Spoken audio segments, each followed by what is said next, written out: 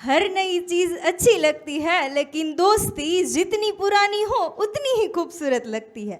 મિત્રતા છે ને એક ખજાનો છે, અને અહીંયા બેઠેલા બધા વ્યક્તિ પાસે આ મિત્રરૂપી ખજાનો હશે, છે ને? અને હોવો જ જોઈએ. ઈશ્વરે આપણને આ એક જ સંબંધ પસંદ કરવાનો અધિકાર આપ્યો છે, અને એ છે મિત્રનો સંબંધ. બાકી તમે જ કહો તો મમ્મી પપ્પા ભાઈ બહેન આપણે પસંદ કરી શકતા હોત તો નહીં. ઈશ્વરને કહેવાનું નહીં, આ ભાઈ છે ને થોડોક વધારે બાંધે છે, રિપ્લેસ કરી દે ને, અમારે નહીં હાલે. મિત્ર આપણી હરતી ફરતી સિક્રેટ ડાયરી જેવો હોય છે, એને આપણી બધી જ ખબર હોય. આંસુ પાછળનું દુઃખ સમજે ને એને તો પરિવાર કહેવાય, પણ જે સ્માઇલ પાછળનું દુઃખ સમજે ને એને દોસ્તાર કહેવાય. એટલે જ કહેવાય છે ને કે નથી પૈસા નથી ડોલર, પણ તમારા જેવા મિત્રના હિસાબે જ ઊંચો છે કોલર. હાથ ફેલાવો અને હૈયું આપે ને એ મિત્ર. કોરા કાગળ જેવી જિંદગીને રંગીન બનાવે ને એ મિત્ર.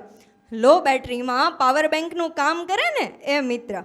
કોઈ કારણ વગર ગમતું વ્યક્તિ એટલે મિત્ર.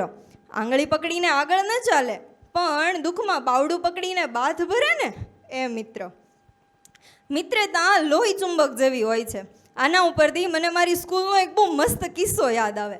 મારા ગણિતના અજય સર, અમે બે ફ્રેન્ડ હતી ને રોજ બેન્ચીસમાં બાજુમાં જ બેસતા. ગણિતના અજય સર અમને ચંગુ મંગુ જ કહેતા. રોજ આવીને અલગ કરે, ચંગુ આગળની બેન્ચી છે ને મંગુ પાછળની બેન્ચી છે. પણ જેવો ગણિતનો લેક્ચર પૂરો થાય ને એવા પાછા લોહી ચુંબકની જેમ ચંગુ મંગુ ભેગા ને ભેગા. હું અહીંયા બેઠેલા બધા વ્યક્તિને પ્રશ્ન પૂછું કે ભાઈ તમે તમારા મિત્રને એના ફઈએ પાડેલા નામથી બોલાવો છો ખરા? કોઈ જ નહીં બોલાવતું હોય. આના પરથી પણ મને એક કિસ્સો યાદ આવે કે અમે અમારી ગ્રુપમાં એક ફ્રેન્ડ હતી ને એને અમે વિલાસ જ કહેતા, એના મમ્મીના નામે જ બોલાવતા. ક્યારેક એના મમ્મી સાથે હોય ને તોય અમારાથી બોલાઈ જાય કે ભાઈ વિલાસ અહીંયા આવી તો એના મમ્મી આમ એટલા ફ્રી માઇન્ડના કે એ સામેથી કે ભાઈ મને બોલાઈજો કે આને બોલાઈજો. મિત્રતા પડછાયા અને અરીસા જેવી હોય છે. પડછાયા જેવી એટલા માટે કે પડછાયો જેમ આપણો સાથ નથી છોડતો એ જ રીતે મિત્ર પણ આપણો સાથ ક્યારેય નથી છોડતો. અને અરીસા જેવી એટલા માટે કે જેમ કેમ અરીસા સામે જેવા હોઈએ એવા દેખાઈએ ઊભા હોય ત્યારે, તો એવી જ રીતે મિત્ર પણ આપણને સાચું સાચું મોઢે મોઢે કહે. મનીસરની ભાષામાં કહે ને ઓલી ખોટી ફિલોસોફી કરે ને એવા મિત્ર ન હોય. કોઈ પરમ મિત્ર મોઢે સારું અને પાછળથી ખરાબ બોલે ને એવો ક્યારેય ન જ હોય. ખાંડ વગરની જેમ ચા ફિક્કી લાગે ને એવી જ રીતે દોસ્ત વગરની જિંદગી પણ કંઈક ફિક્કી જ લાગે. આંસુ પાછળનું દુઃખ સમજે એને પરિવાર કહેવાય, પણ સ્માઇલ પાછળનું દુઃખ સમજે એને દોસ્તાર કહેવાય. અને લોહીના સંબંધ પછીનો આ એક એવો સંબંધ છે કે જે એકાબીજા માટે કંઈ પણ કરવા માટે ગમે ત્યારે રેડી હોય. એ પછી ભલે બાળપણની દોસ્તી હોય કે ગૌડા ગઢપણની દોસ્તી હોય.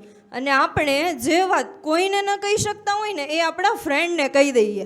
એ પછી ભલે ગુડ ન્યૂઝ હોય કે બેડ ન્યૂઝ હોય. તો આવી એક મસ્ત દોસ્તી માટે એક સોંગ થઈ જાય. મારી સાથે તમારે પણ ગાવાનું છે હો.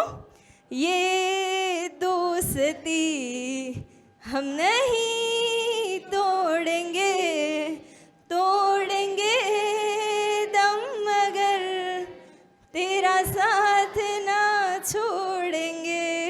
Thank you.